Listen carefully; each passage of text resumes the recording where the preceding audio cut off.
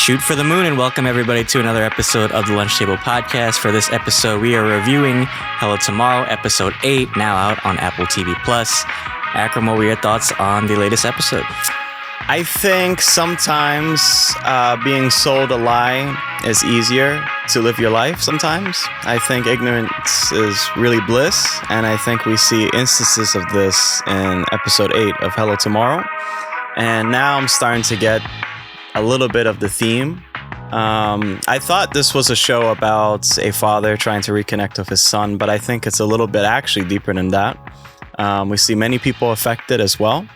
So far we reviewed episode by episode for this show, and we give criticisms about how the show doesn't seem like it's really going anywhere. Unfortunately, now it seems like, okay, yeah, it definitely seems like it's going somewhere, but I think it's a little too late. And now I get the Rotten Tomatoes score. But let's get your thoughts.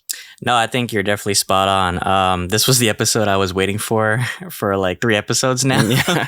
Unfortunately, a little too late. But I mean, it was nonetheless, I think it was an impactful episode. And I agree. I think it talks about the idea of being kind of sold on the idea of happiness. But the true happiness is the pitch or the lie, I guess. So it was kind of sad to see there was some certain reveals in this episode that I feel like you can't really come back from. But it's funny because there's a flip to this episode. It feels like as one thing is on a high note, the other thing is on a low note. Right. And I think it just kind of shows the stupidity of people, or at least like how gullible people are. Yeah. Just because they see a miracle happen, they think automatically it's like a sign, or that it restores their faith. But yeah, I think Jack, now has hit the lowest bar he can, and I think he's going to be very isolated in the next episode, and perhaps the next season to come if they make another season of this. Who does Jack sell this idea to? He sells this idea to people who are low at the moment, right? And who are desperate. And so in a way, it's kind of predatory. But Jack has an illness. Jack also wants to be sold on this lie. The unfortunate part about that is that Jack is in on the lie. And thus, he is tormented by this. And so when reality clashes with his life, as we saw with Joey, things start getting a little rocky. And I think this episode didn't have much of Joey, but I think what was really interesting was it was more about the ensemble of people. I saw that they had a lot of screen time, and also Herb was just trying to do his part as well as he can. But even Herb is like, he's not being his authentic self. His wife is, which is hilarious to see. He said, remember that? There was a part there where he said, like, wash your hands. That's like me and you trying to give each other cues while we're recording. It's a really interesting thing. You know who's actually the only one that's actually a real person is Lester, in a way. But Lester is like, he's trapped in the pursuit rather than just the lie. But as we see, even Myrtle, I thought Myrtle was in the pursuit. Now Myrtle kind of wants to reside in the lie. I guess it's easier just to live your life. She dropped all charges. Yeah, she was like, yeah. It was a really interesting episode. And there's some people who have no choice but to live the lie. As we saw the old man, I forgot his name. I'm sorry, the actor from Luke Cage. Buck. He has no choice but to live the lie, you know? But they had a really great conversation in the car, and I thought that was a really good scene, to be honest with you. It was really short, and I think it revealed a lot.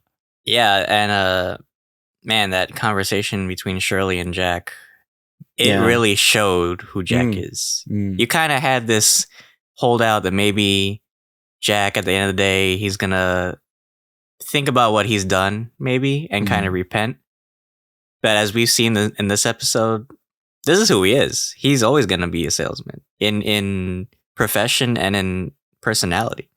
And he really tried to justify this whole Ponzi scheme. Like, he's like, oh, we're saving lives. But really, you're not saving lives, right? You're just digging the hole deeper. And I think Shirley was kind of his callback to reality, right? And unfortunately, it saddens me that it had to be Shirley that had to be the one to tell Joey, you know. the truth, unfortunately. Yeah. That was finally, we were waiting for that for the longest time. Let me get your thoughts on that whole scene. Yeah, it was sad because like I thought maybe Joey would maybe think twice about Jack, and maybe Jack would be the one to tell the truth. But as we see, it doesn't turn out that way, and it really made the situation more worse than it already was. And now it's like how do you go back to anything, right? It seems like any shred of like relation that they had is now like torn to shreds. Now there's no like trust anymore, and it seems like it was a shame because like Jack didn't even like say I'm sorry or anything. Like he just walked away. That was actually the most powerful statement, was his silence, actually.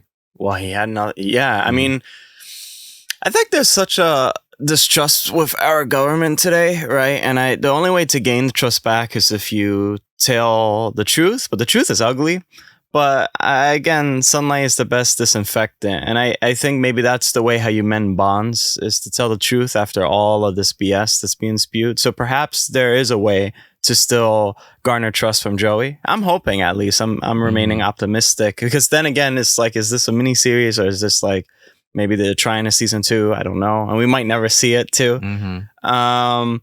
And there's the pretty cool CGI too. Finally, we get to see a rocket. I was so glad to see it. Very retro-futuristic too. Really interesting. Although I find it really interesting how much Walt has to play a part in this. What confused me was like, did Jack hire Walt to? I don't know. It's really confusing. Like Walt apparently is piloting these ships.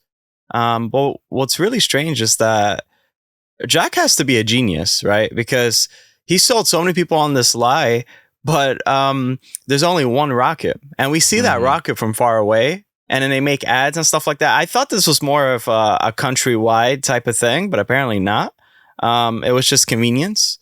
So this is a little side note that I want to say in my tangent. I think ignorance is bliss, honestly. I think the devil's really in the details. Like the less people know about what really goes on, the less they question it. I mean, they got close. They got really close to like finding out there wasn't a real rocket. Yeah. And the irony is that it's a rocket, but it's not like a transport. It's like what they said was like a cargo. It's a cargo. Oh yeah, or something. Yeah, cargo and trash. Yeah, for trash or something. So it's like if they had just like taken the time to really like investigate this, they would have seen like it's all fake. But I think it was like what you said earlier. It's like people at their lowest point are just very open to the idea of change or happiness. And look at Myrtle, right? She even like changed her whole stance on, where she stood with Brightside. And it just shows like, how gullible people are if they see a miracle happen, right? Oh yeah, and it's a great commentary on just hopes and dreams as well. It's a kind of sad commentary on hopes and dreams, but I think it's a very revealing one. So I give credit to the show for doing that. Unfortunately, again, it's a little bit too little too late. I wish they picked up the pace a little bit more. But hey, at the end, I wonder what's going to happen with Jack and Elle. It seems like they both are on the same page now. So I don't know, but Jack's going to be alone, basically. So I don't know what's going to happen. And we only have 2 more episodes left, too. Do you have any predictions for what we might see in episode 9? I wonder if Shirley will go public with this. Oh, wow. I mean, I feel like she has some shred of respect for Jack, so maybe. I mean, everybody got their money back, so it's like, in a way, like nothing was really lost. Well, they gave the money back to Herb, though. Remember when they were standing out there? Right. They gave the money back to her. Oh, but you know what? They gave the money back to the people at the Vista. That doesn't include all the people that they scammed previously. Yeah. Right. So maybe Shirley has to, like, take responsibility and stop this before like it continues, right? Maybe she has like a guilty conscience now about what happened, right? Especially because she was a part of this whole corrupt sales pitch, whatever. No, she's gonna do that, and Eddie steals her money. Oh my god! He tries to get on the rocket. That's so gonna happen, I swear. He's like crazy, right? He's still gonna like invest in the moon somehow. Right, he's like, come on, honey. My god, Eddie. Yeah. But what do you expect we'll see for the rest of the season? Well, that's an interesting take. Yeah. I mean, first and foremost, Shirley, I don't think it was really her place to tell Joey that Jack's the father. But at the same time, too, you know, they have their own tribe. So in a way, it's kind of like it takes a village to raise a family. So in that sense, I get it. It feels, I guess she feels like it's her moral obligation to do that, especially for this poor kid. I think we'll see Joey return to the shop if the owner is not mad at him, because this guy's like back and forth. Mm-hmm. I think everybody else actually will remain ignorant. I think we'll see a change in the last episode. I hope Jack can do something. It seems like next episode, Jack is going to really go hard at this lie. With Elle now, there's more money involved, so they can make it more convincing. But I think Lester has something in the back of his mind where like he has to keep going. And so there's going to be a conflict, probably in episode 10, but episode 9 is the build up to that. So it really has to all come to a head in episode 10. And it might be pretty nasty, which is what I'm hoping. If you notice, they don't say the F word too much in the show too, which is really interesting. They say it in key moments where it's really effective, as it should be used. And I feel like they could apply that, but with physical action in episode 9 or 10. So I know it's really broad in a sense, but you know, this show, a lot of episodes come and go, and it feels like it's not going really anywhere. But now at least it feels like a path. It feels like these episodes are getting shorter too. I don't know if it's just me. Yeah, they are. They're just like flying by now. Yeah. They really do. It's like 20. It feels like 26 minutes. 25 sometimes. minutes or something. Yeah. Yep. But if I had to rate this episode, I'd probably maybe give it 7 or 8 out of 10. How would you give it? I'd probably give it a 8 out of 10. Yeah, I enjoyed this. At least it went somewhere. The other episodes were just messing around. It went somewhere, at least. I give it an 8 out of 10. But why don't you take us away? Yeah, thank you guys for tuning in for this review. Make sure to check out our other Hello Tomorrow reviews if you haven't already. Check out our other reviews and playlists. Of course, we're on Anchor, Apple Podcasts, and Spotify, as well as YouTube. And yeah, check out our other content plan for the rest of the month. But thank you guys. Until then, thanks for having lunch with us.